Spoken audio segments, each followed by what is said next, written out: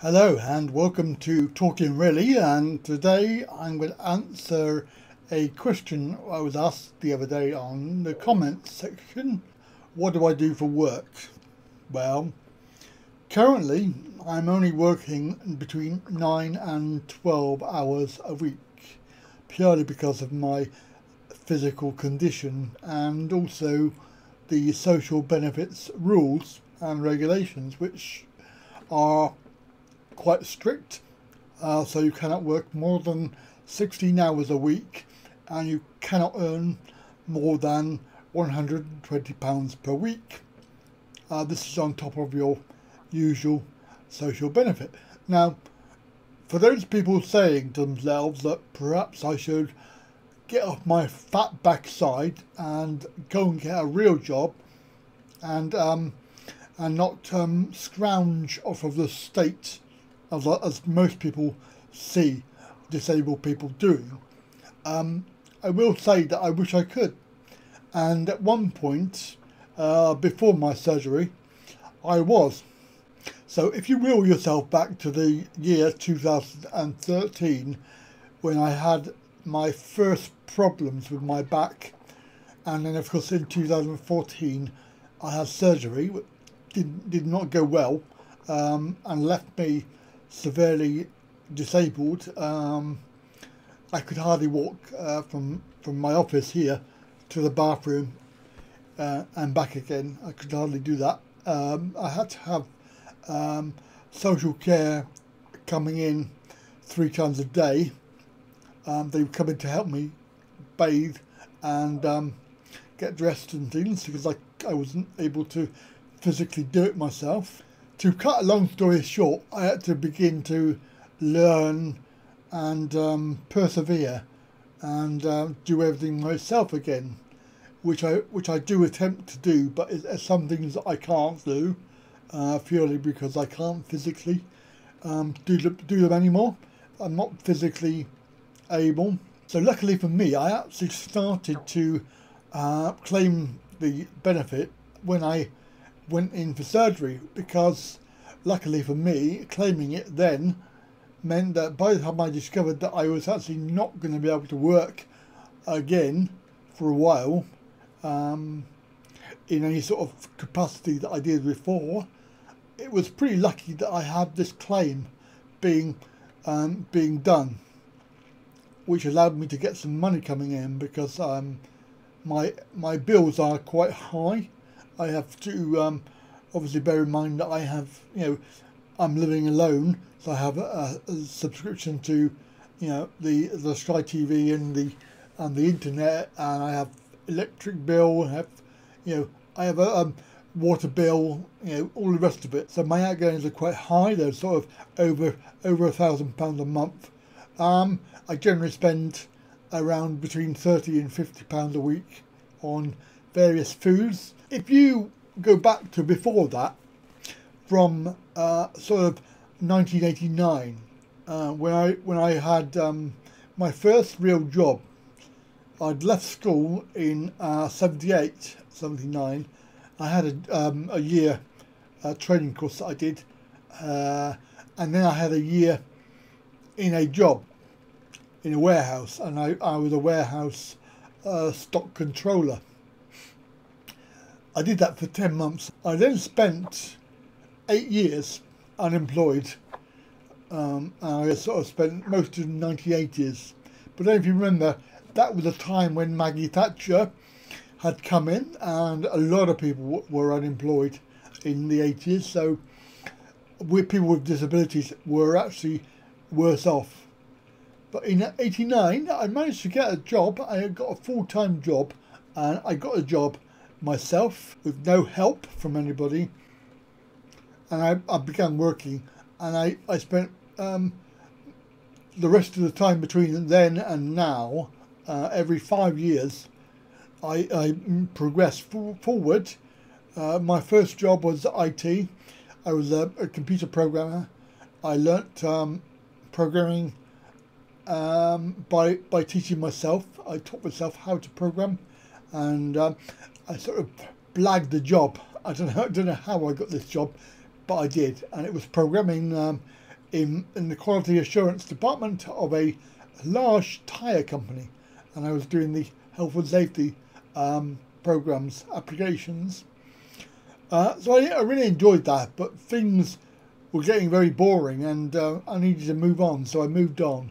I wanted to be out and about. I worked for the council, basically. I wanted to work for the council, and unfortunately what I'd done, I made the mistake of trying to start my business, and of course I had no income coming in from that, and in order for me to do that, I'd gone part-time, and of course after 5 years of that, I really couldn't get a job in between. But 5 years later, I managed to secure another job, so I could move on, go back to full-time work. My plans for world domination were started around that time, because I was writing software, doing websites. I actually started to teach karate as well. In '89, I had my black belt, and in 1990, I had my first club. By 1992-93, I had the biggest club in the county. I had 7 different groups. I was teaching 300 plus people a week, and my grade at the time was 3rd Dan. From there, I had the income from that, but I was also working full time, and I got this new job around 1998 when I went to work for big companies like Dell and Compaq, and I worked for a company that was working in Lloyd's Bank. Yeah, it was a good job, but again, towards the end, I got a little bit samey, a little bit boring. I mean, I was driving, for example, from my house, I was driving 2 hours to go somewhere, and all I did was plug in a keyboard and then drive home. So, I mean, for me, that was really, really boring. I just found it so annoying that having to drive 2 hours to plug in a keyboard, and absolutely no skills involved whatsoever. Later on, the company got taken over by HP, Hewlett Packard, and at that time they were making redundancies. So I opted for redundancy money, because secretly I actually got a job, and they wanted me to start immediately, but I couldn't because I had this this job, and I said to them, look, I'm not really worried, get me off now, and I'll be happy to take the money and run. And I was able to start my new job, and I was working with the Shaw Trust.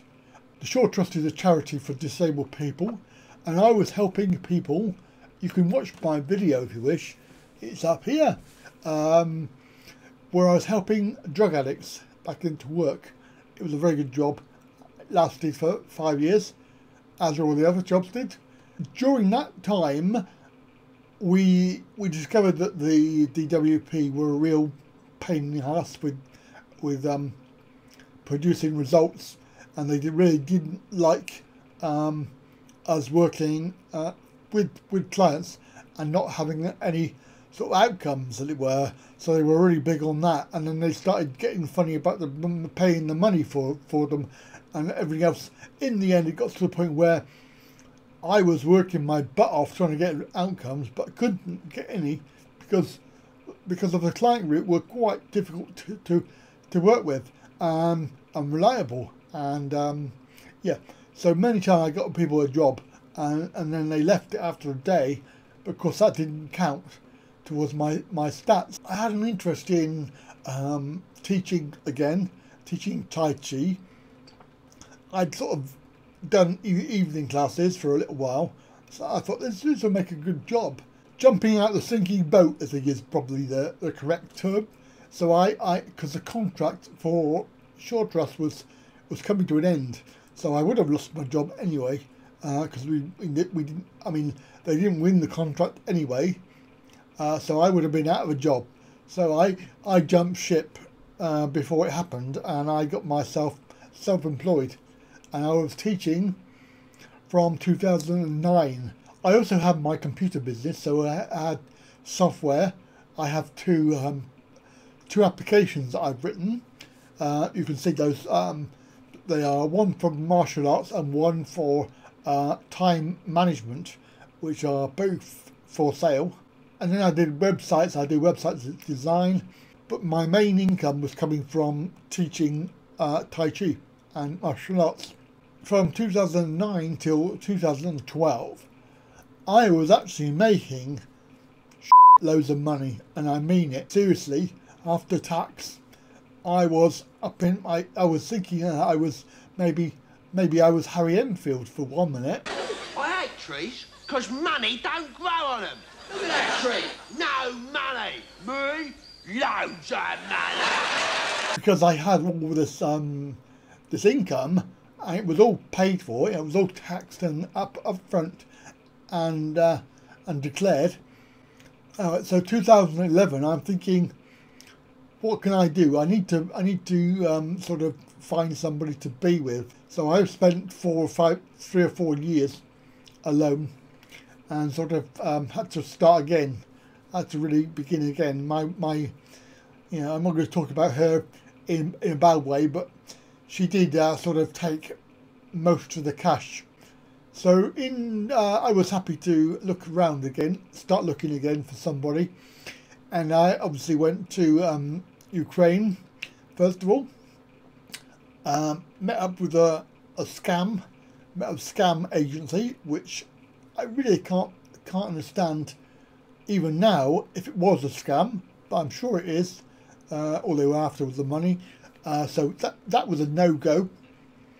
And then I came home, and in the following year, 2012, I went to Moscow, and I'd done things slightly differently. I'd actually used a website, Moscow, you know, Moscow People or Moscow Dating or something like that, or Dating, whatever. But I went on there, I met a few people, and I'd arranged to meet up with half a dozen people when I was there. I paid for a guide who came round with me and helped me out and showed me round and sort of held my hand a little bit. But by the end of that, I discovered that all they wanted was money. So unfortunately, that was a complete waste of time. I had this idea in my head that perhaps I should go to Thailand, and because they're Buddhist and they sort of have less emphasis on money and possessions, and they don't drink. I thought that would be ideal, and also they're very much about forgiving, about you know, physical problems. I had to postpone it because I couldn't go because it was just I was just deteriorating so badly that the doctors were chucking pills at me. I could hardly walk by the end of the year. I was pursuing some sort of surgical intervention, but they weren't having it. So I had built up all of this savings, about £20,000 at least minimum, which I thought was sufficient to be able to go to Thailand, get somebody, marry them, bring them over to the UK, get the visa sorted out, and we would live happily ever after. And now it's sunshine and roses.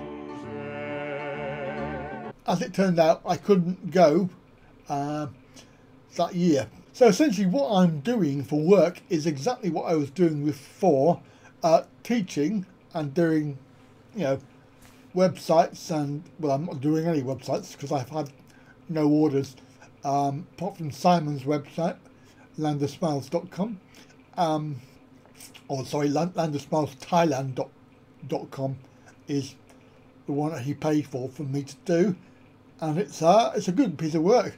And there's also Wright travel.co.uk, which I did for myself. It's not finished, but it's okay. So I do that, and I got my programs for sale, which I haven't sold any at all. So that's no income from that. So essentially my work income came from my teaching, and up until my year before my operation, my income started to decline because I wasn't able to keep up with the teaching, and people left. They really did. And as a direct result of all of that pain and everything else, I became clinically depressed. And I don't mind telling people about this because mental health is an area that I have sort of experienced, and I have expertise because I actually go in to teach people with mental health issues. So I am familiar with the signs and symptoms of depression, but I've never suffered it myself until that time. For a long time, I really didn't care about anything at all. I did not care about working, but I had to go because I needed the money to pay the bills, because there was no way that I could stop working, because when you're self-employed you don't get any sick pay. So I was forced to continue going to work. Of course, my attitude didn't really help, and people started leaving in droves. I mean, my classes went all the way down. I had to shut a few classes because they lost numbers, and I currently only have 4 classes that are run by me, whereas before I had 8. So I've lost 50% of the classes, but I've lost a load more people. I had 200 plus people, and I'm lucky if I've got 50 at the moment. So yeah, 75% of my students have gone. So I'm now looking for other work to supplement what I teach within the guidelines. So from the operation date, my income was basically drastically cut altogether because I claimed benefit and chose to spend the first year just doing that, and I found out that after 6 months of that I could not afford to pay my bills. I needed to do something. Anyway, I was forced back to work in September because of the money, to be able to remain on the benefit, and which obviously gives you security of income. I had to go to permitted work, and luckily for me I was able to do what I did before in the same thing with the same rules and regulations as everybody else. There we are. That is what I do, and I wish I could do full-time again, because I really don't like all of this claiming of benefits, because I'm not like that. Up until my whole issue with my back, I was only on the DLA. That was all I claimed.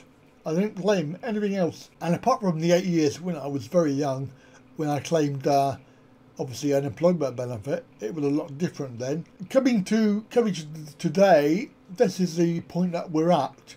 Of course, very disappointed that the YouTube thing is not going to take off. It's not going to give me the income that I thought I would get, especially with the demonetization of videos and things.